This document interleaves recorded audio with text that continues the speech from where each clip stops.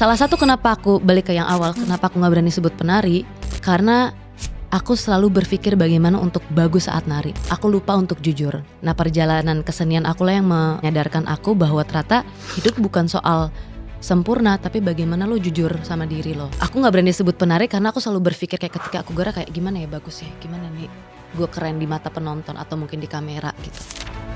Menari di panggung, berakting di layar. Dea Seto perempuan multitalenta yang berkarakter dan selalu tahu cara bercerita lewat gerak dan rasa. Dari debut film pada tahun 2014 hingga masuk nominasi AMI Awards dengan film Pinky Promise, Dea Seto terus membuktikan bahwa seni adalah cara terbaik untuk hidup. Ini ya kan kamera ya. Aku udah bilang aku gak mau casting sinetron, kenapa sih masih dipaksa? Ngomong kayak gitu sombong banget gak? Kok kayaknya jalan gue dipermudah tapi karena ayahku ya. Dan aku merasa aku tidak mau untuk dikenal, aku pengen berkarya. Tapi kok kayaknya aku berkarya terlalu mudah karena aku dilahirkan sebagai anak ini. Terus aku kayak ngerasa gak fair aja gitu.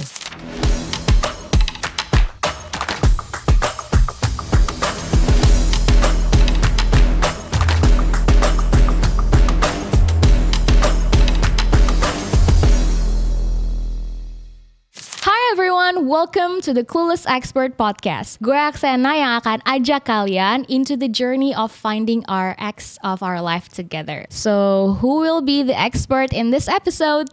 Hari ini it's very special karena gue gak sendirian. Gue ditemenin sama my childhood friend, very special and inspiring person untuk generasi kita. She's a dancer, an actress, and I think she's the first person that I collect in my head ketika ada kata atau gue melihat seni tari. She also wins some awards. Dia juga pernah masuk salah satu nominasi untuk pemeran pendatang baru terbaik dan terfavorit pada ajang Indonesian Movie Actors Award 2017 di film ketiganya Pinky Promise. Makin penasaran kan siapa? So let's welcome Dea Seto. Halo. Hi Dea. Oh my God, first of all, thank you so much for doing this. Terima kasih kembali. Being the first guest for my first podcast, the first episode. Dengan sangat senang hati. Thank you so much for being here. Actually, ketika gue mau mulai podcast, the first person yang gue pikir, apalagi namanya The Clueless. Kalau kata clueless itu gue terfikirnya adalah we don't know what we want to do in our life. Yeah. So I want to help the people, Yes. seperti yang gue rasakan kalau mereka clueless, mereka mau cari apa sih di kehidupannya. Pastinya gue akan mencari atau mendatangkan tamu-tamu yang for sure mereka gak clueless gitu kan. And the first name that come out in my mind is you. Karena for the past few days kita lebih sering ketemu. Yeah. Dan memang kayak dari kamu kecil yang aku tahu, kamu tuh selalu nari. Betul. Dan sampai sekarang. Yes. Dan bahkan it's such an amazing thing to see how you are doing it as a hobby before ya. Yes, betul. Atau as maybe soft new skills gitu. But then you are making it as a living. Betul. So I was like, who's not clueless? Ya kan yang bisa gue panggil. First thing untuk memulai podcast kita ini ya. Kita mau tahu, tadi gue bilang dari kecil. Iya. Tapi sejak kapan sih lo itu bilang yourself itu penari gitu? Kalau kecil kan mungkin lo les ya. Bener. Waktu itu kan Ya, dari SD. kursus. Ya, Dari betul. SD gue kenal lo tuh gue taunya lu les kursus nari, Bener. traditional atau modern dance Yes. gitu kan. But sejak kapan lu consider yourself as a dancer? Wow, oke. Kalau misalkan akunya sendiri nari itu udah dari umur 5 tahun. Sebenarnya alasannya sederhana seperti mungkin banyak ibu-ibu di kota-kota besar lainnya kayak anakku nggak bisa diam dilesin balet kali ya gitu. Gue juga kok. Iya kan? Balet, tapi gue rasa itu cuma kayak Pas aja. karena emang harus les gak sih? Betul, kayak ada kegiatan lain selain sekolah. Tapi I never thought that I would be a dancer. Aku pun juga. Jadi aku kan anak bungsu dari 4 bersaudara ya, yang dimana sebenarnya kalau di antara kakak-kakakku mungkin aku merasa aku paling clueless, kayak ya udah ikut aja yang disuruh apa. Dan lumayan jauh gak sih umurnya? Kalau sama kakakku persis di atas cuma 2 tahun, Okay. tapi sama kakakku yang pertama 10 tahun gitu. Jadi jarak yang sama yang di atas aku tuh paling dekat. Terus awal aku nari gitu, tapi memang aku akhirnya berani menyebut diri aku sebagai penari tuh mungkin baru-baru ini. bahkan. Really? Yes, kenapa? Karena aku bersyukur di perjalanan dunia berkesenian aku bertemu dengan guru-guru yang memang expert gitu. Ada Bu Retno Maruti, beliau seorang maestro tari Jawa. Ada Pace Jiko Siompo, beliau merupakan orang Papua yang membuat tari namanya animal pop dance gitu. Dengan perjalanan aku dengan sosok-sosok yang luar biasa ini, aku justru mendapatkan dikasih tahu bahwa untuk menjadi penari, ini terutama dari Pace Jiko ya, penari itu bukan merasa pintar tapi pintar merasa. Jadi di situ aku merasa kayak aku kayak belum pantas untuk dibilang penari. Sejauh apa aku bisa memberikan dedikasi aku untuk dunia tari. Nah aku merasa tuh selama perjalanan aku tuh Padahal belum udah pantas. nari dari umur 5 udah tahun. nari, tapi aku merasa seorang penari tidak bisa disebut penari hanya karena dia nari. Everyone can dance, tapi siapa sih yang benar-benar bisa disebut penari gitu? Untuk aku menyebut diri aku sendiri penari itu tuh ternyata berat banget buat aku. Makanya mungkin sampai sekarang kadang instead of penari aku selalu menyebutnya pelaku seni tari dan seni peran, karena aku pelaku tapi bukan penari gitu. Kalau lo aja ragu untuk menyebutkan penari, apalagi kita yang nari-nari di TikTok gitu kan sih. Oh ya, I'm a TikTok dancer. Iya, jadi tapi kayak ya udah, kayak menurut aku itu sebuah penilaian subjektif kepada dirinya sendiri aja. Jadi kayak ya sok aja untuk orang To lain. make sure that you always be better gitu ya mungkin. Iya. Kayak gak tahu itu aku ngerasa sebuah label yang berat banget untuk aku pikul gitu. Apalagi seorang aktris juga gitu. Karena kan sebenarnya aku mengawali dunia seni itu benar-benar di tari. Jadi kalau diurut itu tari dulu, kemudian di film, seni peran, baru ke teater. Teater tuh terakhir gitu. Jadi entah kenapa tuh kayak udahlah gak usah, daripada gue membranding kayak gue penari, lebih baik aku buktiin aja sampai orang-orang yang kemudian juga bisa melihat aku seorang penari gitu. But you're a dancer. You're a dancer. Tepuk tangan untuk Dea Seto guys. Oke, selain dari kamu suka nari, tapi dari kamu les dan lain-lain, kayak aku les ya cuma les gitu kan. Yeah. But how do you know that this is something that you wanna do gitu loh? Kayak itu ada titik tertentu kah, atau itu kayak well this is what I've been doing, this is what I'm good at, so I'm gonna do it, atau gimana? Pertamanya tuh kayak itu jalan terus aja. Mungkin balik lagi karena aku paling bungsu, kayak akan selalu terus look up tuh kakak-kakakku, oke mereka udah sampai mana gitu. Jadi awalnya memang kursus. Nah aku juga bersyukur banget, pasti kalau misalkan aku nggak punya orang tua kayak kedua orang tua aku, ayah dan bundaku, mungkin aku juga nggak akan sampai di titik sekarang, karena mereka benar-benar pertama menuntun, kemudian membebaskan untuk aku milih gitu. Kayak kan suka mungkin mostly orang tua oke, nggak apa-apa lo ini buat les doang, tapi pas gede nggak jelas apa penari mau jadi apa, dapat duit dari mana segala macam gitu. Nah aku bersyukur punya kedua orang tua yang sangat suportif dan percaya sama aku. Jadi awalnya udah aku bener-bener explore aja. Awalnya balet, terus aku bosen balet, aku tinggalin, aku ke tradisional, terus abis tradisional aku ke hip hop, abis kontemporer masuk lagi ke tradisional, balik lagi ke balet. Bener-bener semua aku cobain gitu. Tapi along the way aku sadar bahwa pertama, ayahku tuh selalu kalau setiap seminar, anak-anak itu selalu punya kecerdasannya masing-masing gitu. Terus menurut Howard Gardner, seorang psikolog dari Amerika, setiap manusia tuh punya berapa ya? Dulu 7 kecerdasan, sekarang kalau salah udah 9 kalau nggak salah. Jadi ada kecerdasan cerdas angka, cerdas menghitung, cerdas alam segala macam. Nah aku tuh memang kecerdasannya digerak. Jadi kinestetik aku dari dulu. Jadi di situ Gak selalu akademik kan. Betul, dan itu yang juga aku syukuri, kayak orang tua aku tuh nggak pernah memaksa aku untuk punya nilai bagus secara nilai di atas kertas, tapi orang tua aku selalu menanamkan aku untuk nilai-nilai yang tidak tertulis gitu, soal etika segala macam. Maka itu yang selalu aku pegang betul. Jadi sejak kecil sebenarnya, kalau misalkan teman-teman baletku dari kecil kalau ketemu lagi mereka selalu bilang, iya dia kan yang selalu ngaduin aku kalau aku nggak mau ngikutin. Jadi kayak aku tuh yang selalu kayak cepunya gitu. Tapi kayak karena menurut aku ini yang benar dulu, apalagi masih sangat hitam putih ya sebagai anak kecil. Ini yang benar, ini yang salah, dan aku dari kecil selalu vokal. Nah aku jalan aja sebenarnya, jalan terus sampai pada saat di SMA orang kan udah pada milih mau kuliah apa. Aku sebenarnya sempat milih untuk kuliah seni tari di ISI. Kenapa aku nggak mau IKJ? Karena aku tuh latihan yang animal pop dance-nya itu tuh di tim. Jadi aku ngerasa lingkungannya aku udah kenal, terus kayak nggak menantang buat aku, kayak ya masa situ-situ lagi, pengen ke ISI Surakarta gitu kan, Solo atau Jogja gitu. Terus ternyata pada saat aku udah kesana udah nanya-nanya, ketemu sama dosen segala macem, terus setelah aku pikir-pikir kayaknya aku nggak bisa deh kalau seni itu tuh dinilai. Aku punya ada rasa beban sendiri. Terus akhirnya yaudah jangan dulu deh gitu. Aku gap year 1 tahun, 2 tahun. Boleh ya? Maksudnya Nah, kayak your parents support that. sangat support karena pada saat aku Boleh ya? ngerti banget kok tapi karena pada saat aku SMA itu kebetulan pas aku lagi memang penuh-penuhnya kegiatan tari. Jadi ya alhamdulillah karena aku diberikan Tuhan kecerdasan kinestetik, dapat kepercayaan dari komunitas aku, sanggar tari aku. Jadi itu aku lagi pas keluar negeri. Nah kalau misalkan kayak kita tampil di luar negeri itu kan latihannya 3 bulan gitu kan, latihannya tuh lama gitu. Nah aku banyak kegiatan di Jakarta. Terus kalau misalkan aku harus kuliah di Surakarta, bisa nggak nih aku tinggal gitu. Ini aku tuh idealis aku masih kuat banget untuk nggak, gue pengen nih mengabdi di komunitas ini gitu kan. So, akhirnya aku gap year 1, 2, 3 tahun sampai akhirnya aku menentukan nggak deh, nggak usah kuliah tari, aku pengen kuliah bisnis. Aku cek ke Prasmul karena bagus kan. Terus dan itu pun juga aku ke Prasmul bukan aku datang ke kampus untuk aku pengen masuk, tapi karena aku lagi ada project dance juga.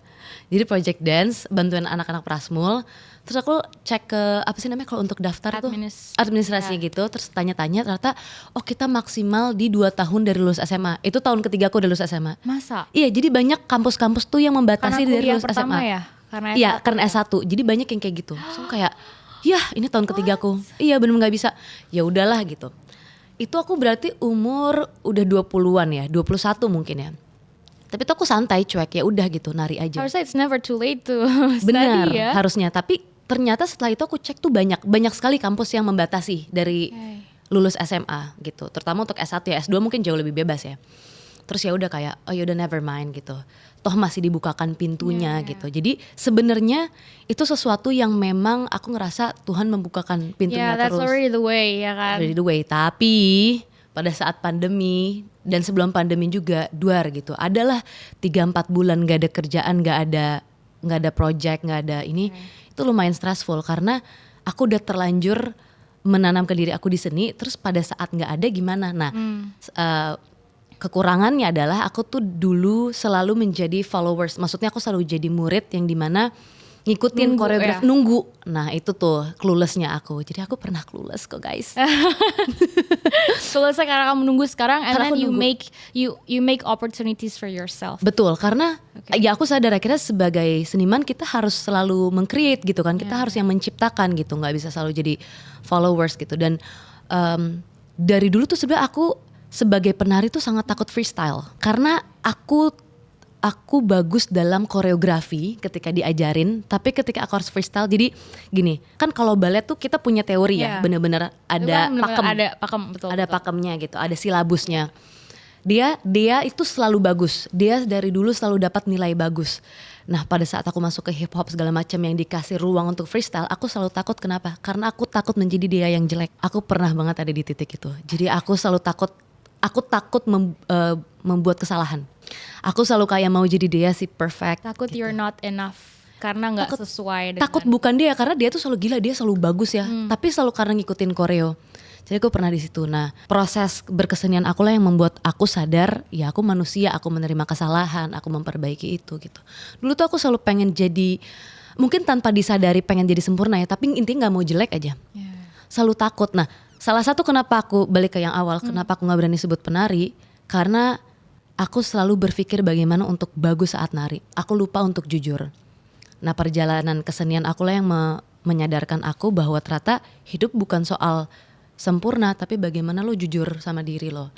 Gitu. Aku gak berani sebut penari karena aku selalu berpikir kayak ketika aku gerak kayak gimana ya bagus ya, gimana nih gue keren di mata penonton atau mungkin di kamera gitu. Dan akhirnya mungkin aku lebih ikhlas untuk disebut penari ketika aku tidak perlu lagi berpikir saat menari, tapi gimana untuk jujur. Perjalanan untuk sampai jujur ternyata susah banget gitu. Wow, very deep. Gitu ternyata teman-teman. Banyak ini ya, pasti kayak philosophical. Benar. Apalagi kalau tadi lu bilang nari itu about rasa kan. Iya. Seperti yang kita tahu Kak Seto, it's a very incredible profile, incredible person yang kita semua respect dan very inspiring ya kan. Sampai sekarang pun your dad Kak Masih Seto dipanggil Kak. masih very active Iya. untuk dunia anak dan dunia aktivis ya kan, activism Ya. gitu. Tapi kita tahu Kak Seto and then mungkin the family name Kak Seto, he's into education atau he's Betul. into perlindungan anak. And then you're into dance, you're into creative gitu kan. Yes. First of all, why you choose to use your dad's name?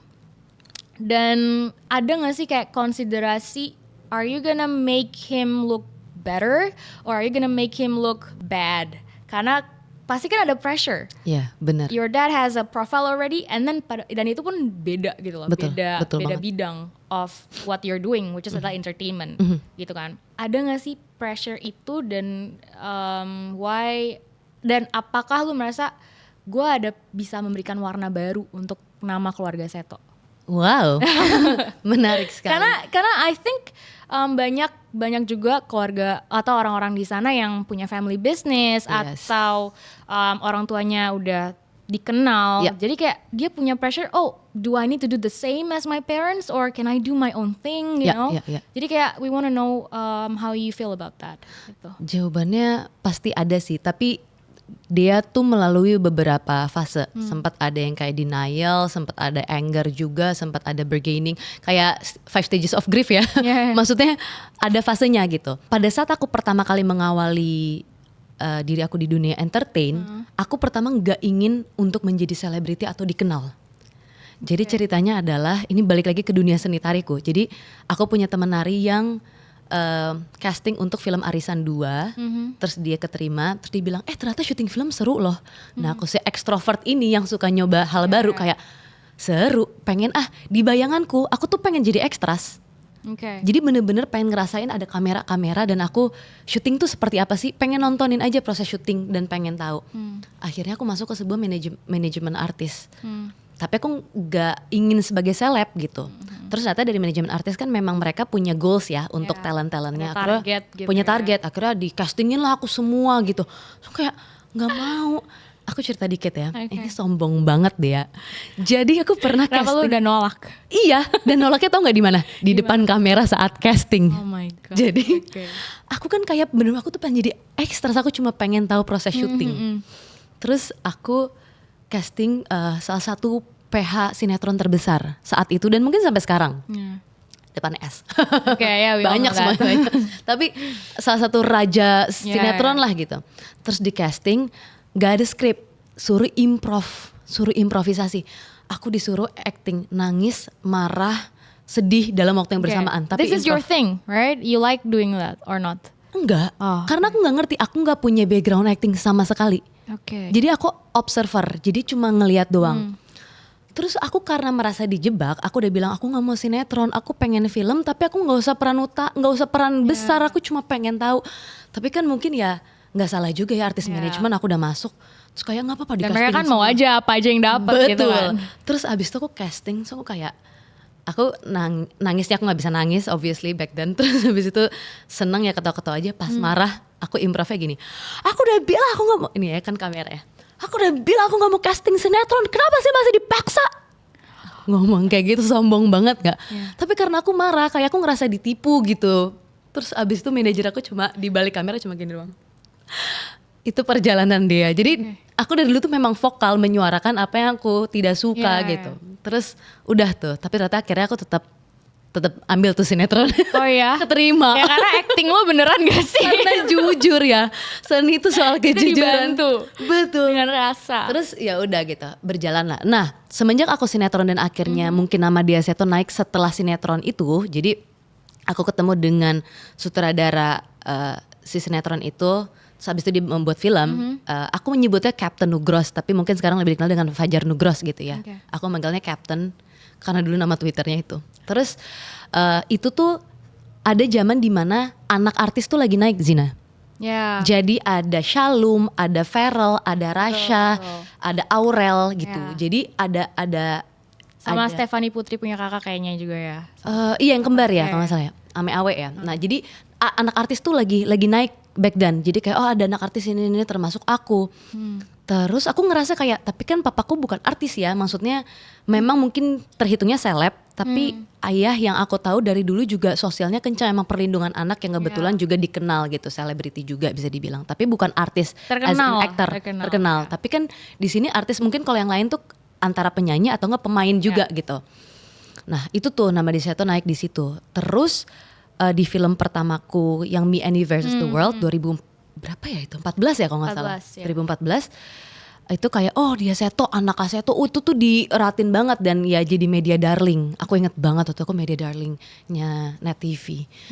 Tapi sebagai anaknya siapa, awalnya aku aman-aman aja sampai aku di titik kok kayaknya jalan gue dipermudah tapi karena ayahku ya. Dan aku merasa aku tidak mau untuk dikenal, aku pengen berkarya tapi kok kayaknya aku berkarya terlalu mudah karena aku dilahirkan sebagai anak ini. Terus aku kayak ngerasa gak fair aja gitu. Terus udah, tapi waktu itu aku banjir endorsan gitu-gitu. Di perjalanan itu dulu netizen belum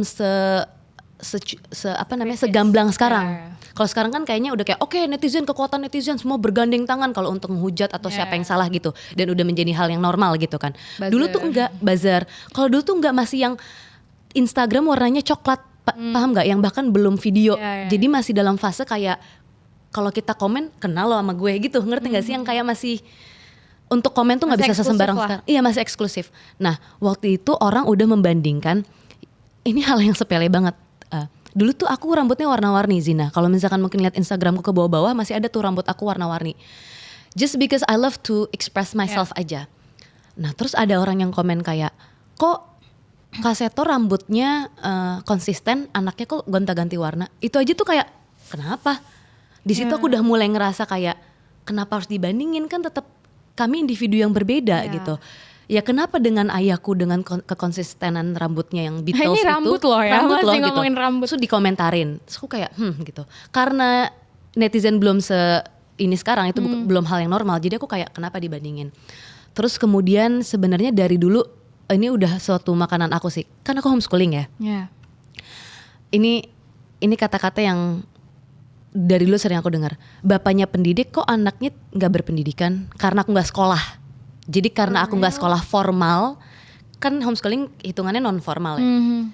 Aku dibilang gitu. Jadi itu udah sebenarnya dari kecil, dari sebelum ada media sosial pun sering dibandingin dengan pilihan hidup aku yang kayak aku homeschooling, aku apa gitu. Bapaknya pendidik kok anaknya tidak berpendidikan, kayak gitu-gitu. Jadi sebenarnya itu udah sebuah makanan.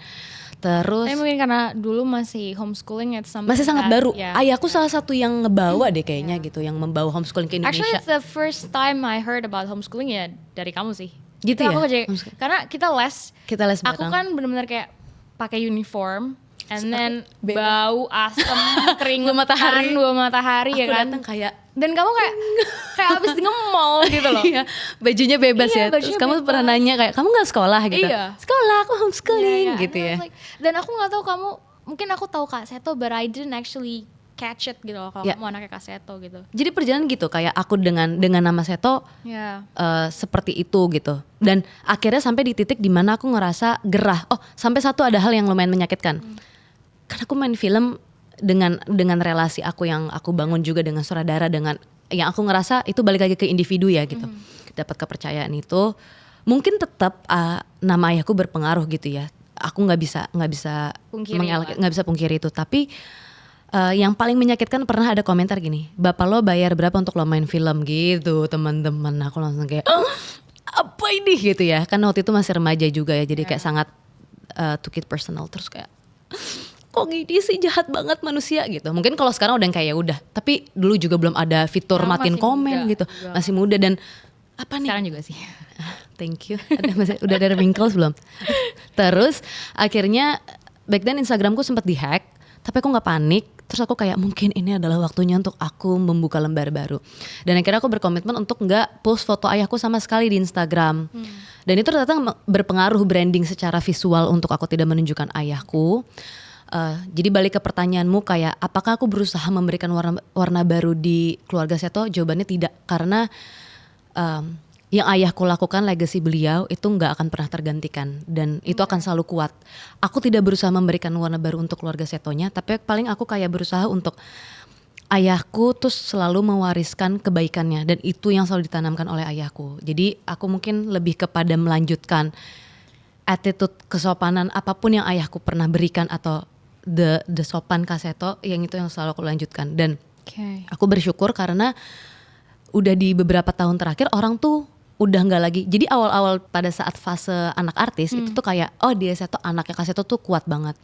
Terus setelah Instagramku dihack itu aku berusaha rebranding dan kebentuklah akhirnya banyak banget orang yang setelah kerja baru kayak, loh kamu anaknya Kaseto gitu. Jadi I'm glad akhirnya aku bisa berdiri di kakiku sendiri tanpa mencoreng atau menjelekan nama ayahku. Kayak kalau misalkan aku akhirnya udah gak muluk-muluk lah gitu. Kalau misalkan akhirnya aku memberikan warna baru di keluarga Seto, ya alhamdulillah. Pun juga aku lebih kepada ingin berdiri di kaki sendiri aja gitu. Karena buat aku gak sah sebagai seorang pelaku seni untuk berkarya hanya karena aku lahir dari siapa gitu, ngerti gak sih? Wah, aku gak pernah bisa milih aku lahir dari siapa. Cuman ini baru terasa sah aja ketika Dea Seto adalah ya Dea Seto, bukan karena dia anaknya Kak Seto gitu. Dan itu terbukti kok. Aku pernah banget berapa bulan gak dapat kerjaan kayak it's not about lo anaknya siapa kok untuk di seni ya. Pada akhirnya seni tuh butuh kejujuran. Jadi mau lo anaknya siapa tapi lo kalah untuk gak create something. Aku juga kalah dari teman-teman yang bukan anaknya siapa-siapa tapi mereka rajin bikin konten atau mengekspos dirinya sebagai membranding dirinya gitu. Itu terbukti gitu di zaman sekarang. Sekarang kamu lihat ya di media sosial, siapapun bisa terkenal asal mereka konsisten bikin konten atau create something different atau menunjukkan their true colors gitu kan. Jadi sepertinya di era sekarang membuktikan juga udah nggak lagi dilihat anaknya siapa gitu. Well, I could see the challenges dan juga ada a blessing and also a curse, but I think you branded yourself very well. Amin. And you are, menurut aku, walaupun beda gitu ya industrinya, but your legacy lah. We can say that you're the legacy of Kaseto sih, walaupun different field. But it's something you should be proud of. Oh, thank you. Okay, next lagi nih, balik lagi ke kamu. Di tahun 2014, kamu memulai debut film dari tari, and then you move to film. Iya. Right, and then you took projects dan ada juga because you like trying new things, kamu mengudara di Teman Tuli. Oh oke. And then juga sampai akhir yang baru-baru ini, bukan baru sih, you did it many times. Kamu jadi di video klip di MV, MV-nya Nadine, ya kan? Why do you like? Okay, kamu emang suka try new things, but is there a pressure to try new things untuk misalnya berinovasi atau supaya kamu get a wider market gitu kalau di bisnisnya ya? Or apa sih pentingnya buat kamu, kenapa kamu melakukan hal yang berbeda-beda gitu walaupun masih sama industri? Sebenarnya jawabannya adalah aku penasaran dan selalu haus untuk hal baru. From all of the things, nari, acting, and then teater. Wah, teater both ya. Yes. Kamu nyanyi juga gak sih? Karena kebutuhan teater jadi nyanyi, tapi bukan nyanyi yang. So out of those, which one do you like the most? Nari sih. Oke, still nari. Still nari sih, karena aku lahir dari panggung tari gitu. Itu tempat aku brojol ibaratnya gitu. Aku ke film melalui tari. Aku ke teater juga karena kemampuan aku di tari gitu. Itu satu-satu hal yang aku dan itu something interesting dan maybe good thing, karena walaupun kamu nyobain hal baru tapi nggak bikin lu bimbang gitu loh, atau lu kayak gue mau fokus ke nari. Karena kayaknya banyak deh cases yang orang dari misalnya influencer, contoh aja influencer, and then they tried acting, and then I think they're focusing more in films gitu, daripada ambil endorsan atau bikin TikTok atau bikin sesuatu yang viral gitu kan. Tapi sudah ada banget loh Zina. Aku bimbangnya. Oh ya? Iya, karena kalau kita ngomong soal exposure, soal angka, itu pasti di film. Ini baru 2 ya, misalkan tari dan film. Aku sering banget dibentrokin dengan lo pilih nari atau film. Itu sering banget. Ya, kesempatan syuting segala macam. Like Iya. Terus aku kayak kadang setelah itu tuh suka ada penyesalan kayak dia lo harus ya ambil film aja, harusnya lo udah di sini gitu. Tapi balik lagi karena aku terlalu intuitif, kadang suka bodoh juga atau apa gitu. Pada akhirnya aku entah kenapa selalu milih nari. Walaupun secara keuntungan, mungkin keuntungan financial atau kayak dikenalnya jauh lebih kecil ya gitu. Tapi entah kenapa hatiku tuh jatuh di nari lagi. Itu yang kayak membuat aku sadar, oh kayak emang aku sesayang itu deh sama nari. Tadi kan kita udah denger perjalanan lo nih Dek. Yes. Dari lo nari, and then you tried film, and then you tried teater. Dan banyak pasti di setiap tahapan, bahkan lo nari dari umur 5 tahun, ups and downs, challenges, curse and blessings at the same time. What can you say to the people who wants to do the same as you, to help them be sure gitu? Seperti hampir mungkin seperti lu sure about what you're doing, karena you took a gap year. Itu benar needs courage gitu kan. Yeah. How can you help them be sure of doing what they want if they're doing the same as you? Dan would you recommend your journey tadi for them to implement, you know? Yep. The decision that you made, I mean, you made it mungkin dengan intuisi. But would you recommend it? It worked for you, well, thankfully, but would you recommend it to the people who wants to do the same as you? Jujur aku takut ngomongnya dan takut gak afdol karena satu sisi kembali lagi gak bisa dipungkiri aku datang dari keluarga yang mencukupi aku secara living gitu ya, dimana aku akhirnya satu sisi punya kebebasan untuk memilih. Jujur aku agak takut Itu karena kebebasan untuk memilih. Tapi oke, ada dua sih menurut aku privilege-nya. Yang pertama mungkin financial, tapi sebenarnya privilege yang di atas financial adalah kepercayaan dari orang tuaku. Karena itu gak bisa diukur sama financial gitu. Ada banget teman aku juga yang mungkin tidak datang dari yang secara finansial bagaimana tapi dapat kepercayaan. Dan ada juga yang secara finansial gimana tapi tidak dapat kepercayaan. Jadi menurut aku trust itu memang blessing atau privilege yang aku dapat, kayak terima kasih Tuhan telah melahirkan aku dengan kedua orang tua yang mempercayai aku. Jujur rada takut, kenapa? Karena ya takutnya tidak bisa relate ke semua orang. Tapi semoga mungkin yang nanti nonton bisa mengambil sisi positifnya, karena betul di setiap hidup kita ini saat ini pasti in this economy kita pasti ya berkaitan soal uang gitu. Balik lagi aku mungkin dengan aku memilih, aku nggak harus memikirkan gimana aku makan besok dan lain sebagainya, atau aku tidak menjadi tulang punggung keluarga. It's a privilege gitu. Ketika kita juga datang dari keluarga berkecukupan yang di meja udah disediain semua, rasa takut gagal tuh besar banget loh. Rasa dibandingkan dengan orang tua yang sudah berhasil, yang sudah punya nama sebesar itu tuh juga beban banget loh. Dan to start something, ya untuk memulai sesuatu atau mencoba hal baru untuk jangan sampai mengecewakan kedua orang tua itu juga berat. Jadi apakah aku akan merekomendasikan untuk teman-teman di luar sana? Jawabannya iya gitu. Karena pada akhirnya ternyata hidup itu bukan tentang menemukan diri kita, tapi about creating ourselves gitu. Jadi bagaimana kita membentuk gitu. Jadi mungkin selama ini aku juga pernah mengalami 27 kayaknya kita masih di quarter life kan, masih belum jauh masih dari 25 nih, masih crisis.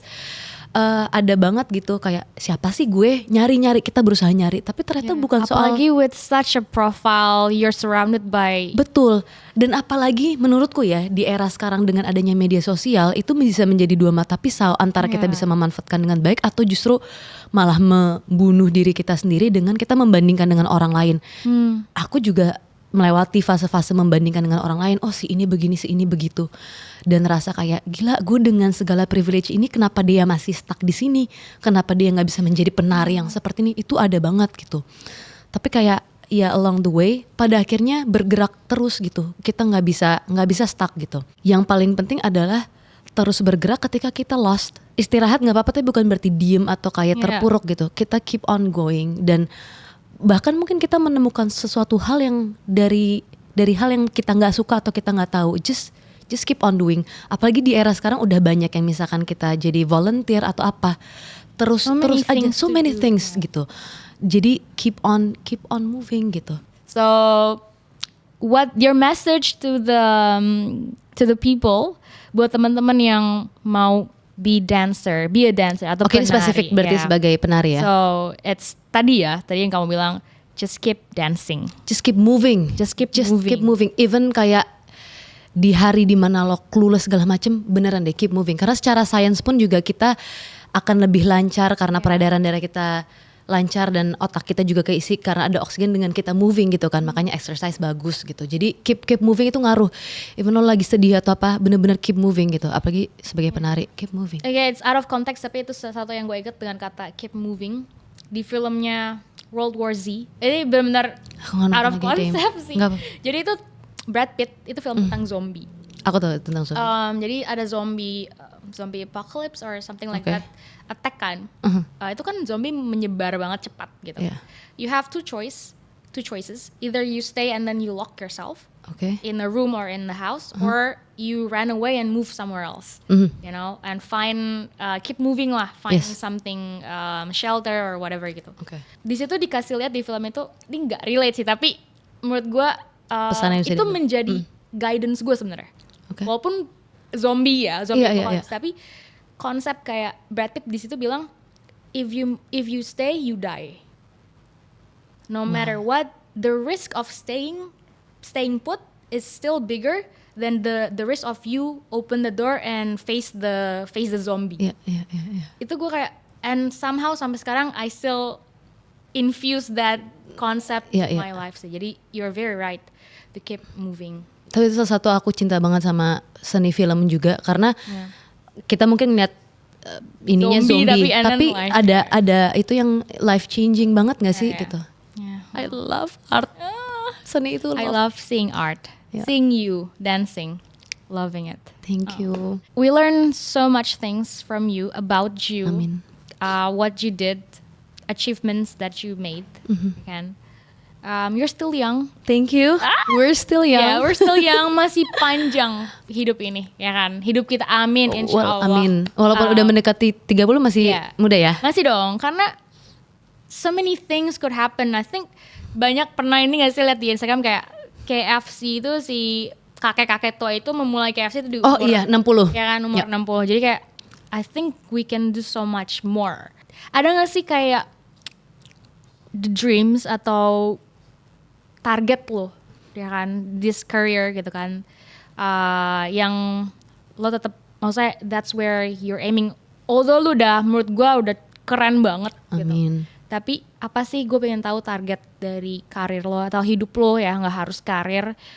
And then what can we expect from you, from Dea Seto gitu loh, in the future? Dari dulu aku tuh merasa ternyata aku nggak cocok untuk kayak menggoalskan diriku karena membuat goals, karena ternyata itu menjadi pressure buat aku pernah gitu. Cuman mungkin kalau kedepannya banget, kalau memang harus membuat goals, aku pertama pengen tetap harus sehat karena itu awal mula untuk aku tetap jadi penari. It's still goals because it's something that you fight for and betul. Aku harus jaga segala kesehatan ini, apalagi dengan penari. Aku kemarin sempat cedera, ankle sprain segala macam. Semakin umur kita justru malah harus semakin nguatin otot, apalagi sebagai perempuan ya, secara keropos tulang akan lebih cepat gitu. Jadi aku nggak tahu tuh kita. Apa? Kita nggak tahu tuh kalau perempuan lebih cepat keropos. Perempuan lebih cepat keropos. Nanti ketika kita menopause itu akan ada hormon yang hilang, di mana makanya perempuan lebih sering ada namanya osteoartritis, di mana ada pengeroposan. Wow, we learn something every day.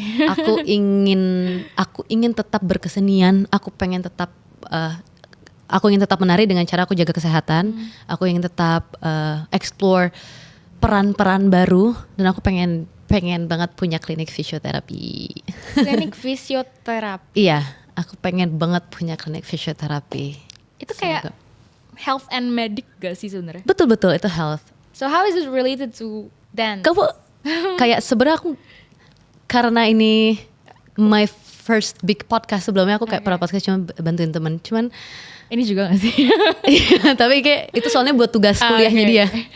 Kamu tau gak sih aku lagi kuliah? Enggak ya? Aku tahu, tapi aku belum sempet nanya tuh kuliah. Aku ambil fisio. Really? Iya, jadi aku gap 6 tahun. Sebenarnya itu bukan gap. Jadi dari aku lulus SMA tuh aku 6 tahun lulus SMA, kemudian aku memutuskan untuk ambil fisioterapi. Kenapa? Karena banyak teman-teman penari yang cedera. Sesimpel itu. My purpose dari awal clear. Kayak gue pengen dapat ilmunya. Makanya aku satu sih bersyukur ya punya orang tua tuh yang gak demand. Kayak mereka gak pernah nuntut aku untuk punya Dea Nindya Putri Cirebon Sari S apa-apa gitu. Aku nggak pernah dituntut untuk punya gelar. Karena itu aku pengen memanfaatkan privilege itu untuk lebih berguna setidaknya untuk teman-teman penari. Karena aku sedih ketika kak ini mana, kau udah gak nari, kak ini mana, berhenti nari, kenapa? Cedera. Itu tuh hancur banget buat aku, kayak ini kita di Indonesia penari tuh banyak banget yang keren-keren, yang hebat-hebat dan harus berhenti karena cedera. Dan kenapa? Karena penanganan pertama yang salah. Facility and infrastructure. Dan kayak banyak banget yang cedera terus apa? Pijet, diurut. Oh no. Banyak banget dan aku ngalamin. Jadi waktu itu aku pernah jatuh landing di lutut langsung diurut, dipijet dan itu memperburuk. Aku belajar fisioterapi karena waktu itu aku pernah dampingin penari dari dance company dari Belanda. Dia nyediain fisioterapis khusus Di untuk bawah penarinya, ya, di backstage-nya, di bawah tour. Terus aku mikir gila, penari di Indonesia aja masih belum dihargain segitunya, apalagi disediain fisioterapis. Di situ kayak oke, gue pengen belajar karena setidaknya itu yang bisa gue kasih atau gue bantu untuk teman-teman penari. Dan thank God, aku belum lulus by the way, masih semester 7, doakan. Dengan ilmu yang sudah aku punya, kemarin pada saat syuting MV Nadine ada yang cedera. Ini aku telco. Telco ku cedera ankle sprain. Langsung aku kasih penanganan pertama, aku kasih ice, aku tapping segala macam. Penari juga ada yang cedera, langsung aku kasih. Jadi kayak alhamdulillah banget gitu. Mimpi aku tuh nggak muluk-muluk kok gitu. Aku pengen dunia tari di Indonesia tuh sustain, industrinya berkembang dengan sehat dan dengan baik. Penari-penarinya juga panjang umur gitu. Kayak itu, tapi wow, itu unik banget sih. Menurut gue it's not almost but it's a creative thinking that you did gitu, karena tujuannya adalah untuk industri tari, industri seni, tapi nggak dengan directly kayak mau bikin sekolah tari atau mau bikin apa, atau mau mungkin mau bawa penari Indonesia kemana gitu yang benar-benar directly, tapi you are actually thinking of making it stronger, you know, the environment around it. Menurut gue nggak kepikiran sih. Tapi kayak wow, for you to think about that dan it's real. Mungkin walaupun sebagai fisioterapi lu nggak menari sebenarnya, ya nggak sih? Walaupun mijet termasuk bergerak gak?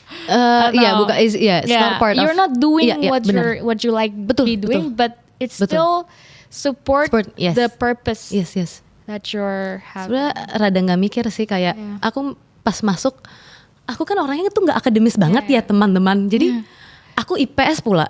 Pas masuk, wah ternyata mata kuliahnya biologi molekuler. Udah biologi molekul nggak tuh aku kayak apa ini mitokondria? Mana aku ngerti. Belajar biologi kayak gitu juga. Iya ternyata. Jadi aku pernah nanya temanku yang fisioterapis, harus IPA nggak sih? Enggak, aku basicnya IPS kok. Nanti cuma hafalan otot sama tulang. Hafalan mah gampang, hafalan kan skrip biasanya gitu kan. Tiba-tiba jegrek biologi molekuler. Apa nih inti sel? Ini again supporting what you said. It's not always about what you like. Exactly. Right? Cuman ketika aku memang punya purpose tuh penting banget gitu, karena purpose aku besar banget, yaitu untuk teman-teman penari. Itu yang bikin aku bertahan sampai sekarang.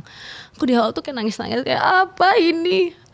Berat banget Zina, berat banget. Semester 1 sampai 4 tuh bener-bener aku bayang banget sih. Dan tiap semester aku selalu diinfus. Kecapean. Tapi kamu kuliah sekarang nggak kayak sekolah tadi formal lah ya. Tapi kan itu lebih kayak beda sama homeschooling dong pastinya. Oh beda, justru dia kayak formal dong, karena kan kampus dan sekolah formal. Justru karena aku dari homeschooling kaget, culture shock banget. Aku nggak kenal diri aku, jadi ini juga menurut aku wadah pembelajaran aku untuk mengenal diri aku. Kayak awal aja bawa binder gitu kan, binder gede, pulpen.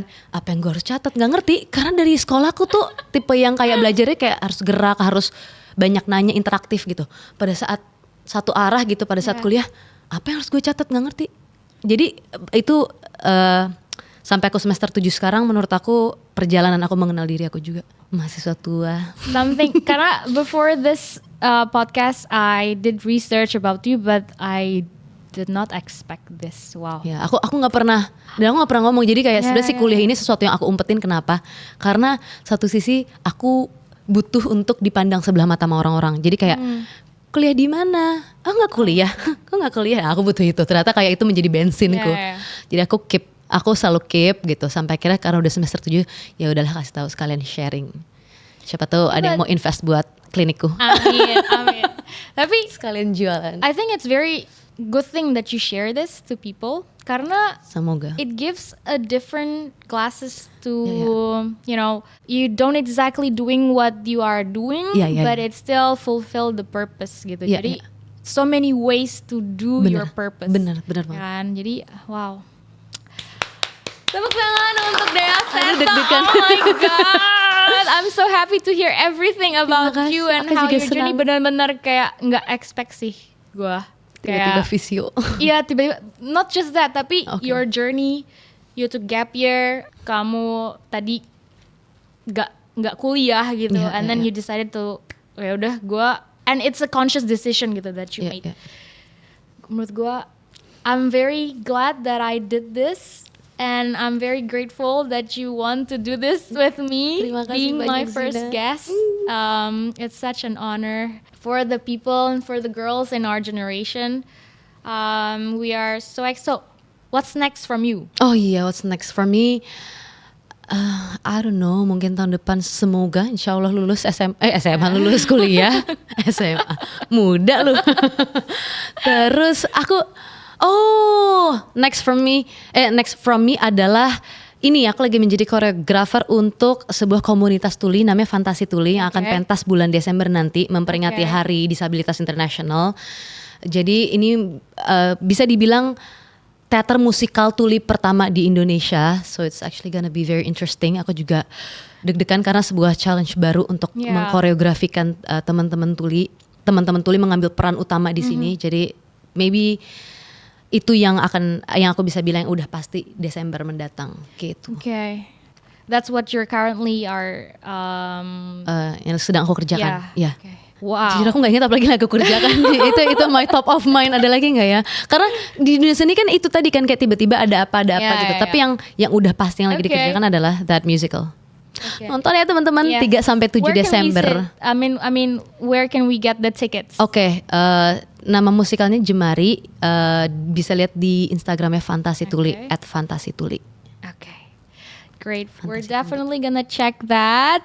But thank you so much, Terima Dea. kasih. And before it ends, Okay. we're gonna play games. Yay! Okay. The game is hit or skip. I'm Okay. gonna give you. It's a fast, rapid questions. Rapid question. You also answer Tekan meriah. very fast. All right. Okay. You ready? Yes. So we're gonna play hit or skip. Latihan dance 4 jam non-stop. Hit or skip? Hit. Oke, next. Bangun jam 3 pagi berangkat ke lokasi syuting. Skip. Untuk banget dong. Oke, ini harus next, nggak boleh ditanya. Oh, nggak katanya. boleh tanya, Oke. nggak boleh dijawab. Maksudnya nggak boleh, bukan Nggak boleh boleh dijawab. jelasin. Aku nggak boleh Kamu nggak boleh karena nanya. aku pengen nanya lagi. Oke, karir di luar negeri tapi jauh dari keluarga. Hit. Ini akan jadi pertanyaan ketika ini tayang, ya nggak sih maksudnya? Iya. Oke. Hit. Oke, next. This is so you, I know the answer. Berkain kalau pergi nongkrong sama temen. Apa ya jawaban kamu? Hit. Hit lah. Ya kan? Oke. Restart your life di umur 17 tahun. Hit. Really? Ya. Coba aja. Paling aku jatuh di sini lagi. Karena aku percaya sekali. Nari di dalam air. Have you tried that? Belum. Oke. Wow. Something interesting nanti. Ngapain skrip sejam sebelum take? Hit. Hit challenge Yes. ya. Oke. Ngajarin keluarga besar dance. Hit or skip? Duh. Keluarga besar ya. Takut ribut Jadi semua nggak tuh? kakak kamu, papa, mama semua. Hit lah. Hit. You have that patience? I don't think so. Tapi itu melatih challenge. Oke. Again, challenge. Last question. Pura-pura gak kenal, ketemu sama temen masa kecil atau Pura-pura nggak kenal. Iya. Skip. Aku pengen reconnect with teman-teman SD. Karena nggak ada yang masih ada sampai sekarang. Aku pengen ketemu si Tim Jail. Ini pura-pura nggak kenal kan? Iya. Kalau skip berarti aku pengen kenal kan? Iya. Aku pengen kayak, kamu Tim Jail bukan? Oh iya, mama pengen SKSD ya? Pengen SD, aku pengen reconnect with them. Because connection and network is very important nowadays. Benar. Dan aku kayak senang aja deh. Aku selalu inspire aja dengan cerita-cerita orang. Kayak ngobrol sama orang baru. Aku senang. Yeah, well we interaksi. reconnect Ya, dari SD. Oh SD. Yeah. Zina. Very happy. Well, thank you so much, Terima kasih Dea. banyak, Zina. Such a pleasure to have you Such an here. I hope teman-teman bisa dapetin Amin. manfaat dari podcast ini dan Amin. get inspired. Maybe also right now watching you, but then in the future can work with you, Amin. can go to your clinic. Yes, amin. Amin banget, amin. So good luck for your next adventure. Thank you so Semoga apa yang lu kerjakan bisa bermanfaat untuk orang banyak and you finally can fulfill your purpose Yes, in amin. this world. Amin. So thank you Terima kasih. and thank you for everyone. Thank you guys for listening and tuning in until the end. Semoga tadi perspektifnya, insight baru buat upgrade diri kalian and finally find the X in your life bisa lebih cerah dari podcast ini. You get what you want to do, you know and you're sure of what you want to do. So jangan lupa turn on your notification, watch out for the next episode and drop di comment apa sih yang misalnya lu mau nanya Dea ya kan about Yes. something, so comments and next gue harus invite siapa lagi ya, the next expert. So see you guys. Bye.